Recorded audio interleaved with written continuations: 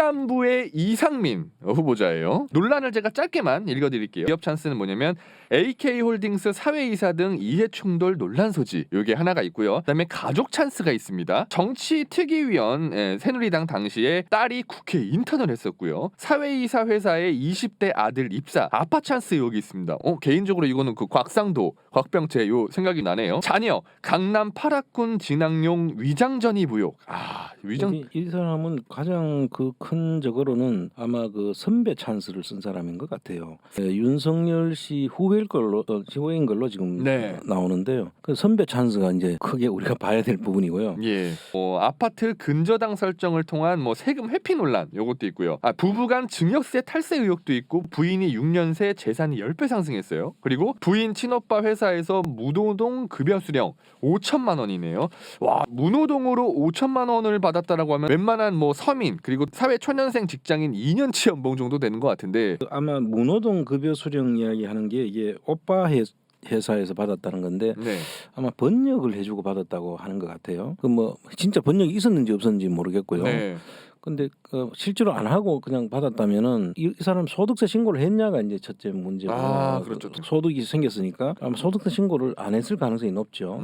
그 두 번째는 이 회사 입장에서 보면 회사에서는 횡령 배임 문제가 생기는 거죠. 오빠가 자기 동생한테 회사에 아무런 기여한 것이 없이 회사 돈으로 그렇죠. 월급을 줬으니까 돈도 줬다면 배임의 문제가 생길 수 있기 때문에 이제 그런 부분들을 이제 한번 봐야 될 것 같고요. 이분이 또 모친 아파트가 이제 2005년도에 경기도 고양시에 있는 그 아파트를 매입했다가 2018년도 한 13년 뒤죠. 13년 뒤에는 2억 원의 근저당권을 모친 아파트에다 설정을 하는 거예요. 이게 좀 앞에서 좀 유사하지 않나요? 전세권 설정하듯이.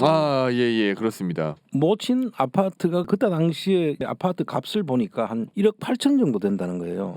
근데 2억을 근저당권 설정한다는 이야기는 근저당권을 설정한 데는 채권 최고액이라는 것을 하는데, 그게 보통 빌려준 돈의 120% 정도를 설정을 해요. 그래야지 이제 이자하고 이런 것들도 원금을 다 받을 수 있으니까.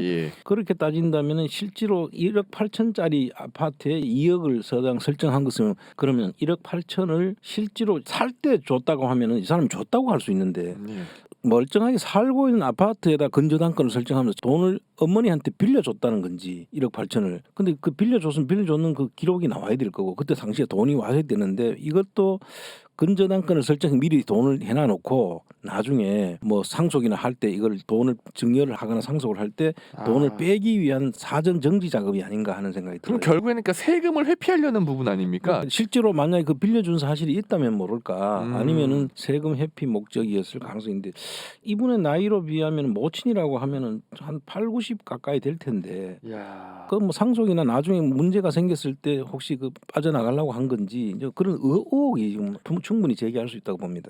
이 후보자의 부인인 정모 씨는 2015년엔 총 1억 4,600만 원의 재산 신고를 했는데 지금은 14억 4천만 원 정도 돼요. 무려 10배가 뛰었거든요. 참고로 이 후보자의 아내는 가정주부 이고요. 총 23억 5천만 원에 매입한 서울 압구정동 아파트를 이 후보자와 후보자 아내가 각각 50% 지분으로 매입한 것이 재산의 전부다. 이렇게 지금 해명을 한 상태입니다.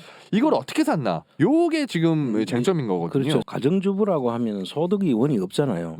소득원이 없는 사람이 23억 원의 이제 아파트를 반을 가지고 있다면 한 2억 가까운 돈을 가지게 되는 건데, 그렇다면은 이거는 증여로밖에 볼 수가 없는데 남편으로부터 증여를 받았다라고 하면 이건 지금 현재로서는 확인된 사실이 아니기 때문에 추정을 할 수밖에 없잖아요. 추정. 그렇다면은 남편한테서 10몇 억을 받았다. 그러면 6억까지는 증여가 돼요. 그 부부 간에는 6억까지는 공제가 됩니다. 그러니까 보통 이제 6억 정도 되는 범위 내에서는 그 10년 동안 전체 6억이거든요. 그럼 이 1억 5천 부분 포함해서인지는 모르겠는데 10년 동안 다 합산을 했을 때 6억까지는 이제 공제가 되기 때문에 괜찮은데 이게 6억이 훨씬 넘잖아요. 그 나머지 부분에 대해서는 증여세를 검토를 해야 되는 거죠. 이거는 국세청에서 조사를 해야 될 사항이다. 그럼 결국에는 세금 쪼개려고 아내한테 50%를 그냥 줬다. 했다. 세금을 쪼개려는 증여를 피하기 위해서. 네, 어쨌든 증여세를 그러니까 앞으로 피하려는 목적인 거잖아요. 근데 구체적인 자료는 좀 봐야 되겠지만 어쨌든 간에 두 개로 나눠놨다는 건 두 가지 목적이 있는 거죠. 지금 부인 명의로 재산을 형성해줘야 될 이유가 있었거나 뭐 혹시 이혼을 한다든지 그걸 대비해서 그때 가서 하면은 이혼 위자료나 이런 걸로 주는 부분이 있을 수 있으니까 그런 부분들이 또 증여가 되니까요. 야. 만약에 그렇지 않다면 이분이 그 부인이 뭘 할 때 그 재산 그 원천을 만들어주기 위해서 이걸 이렇게 했을 가능성이 있는데 그러면 그 당시에 받을 때는 세금을 냈어야 된다. 저는 그렇게 보는 거죠. 예.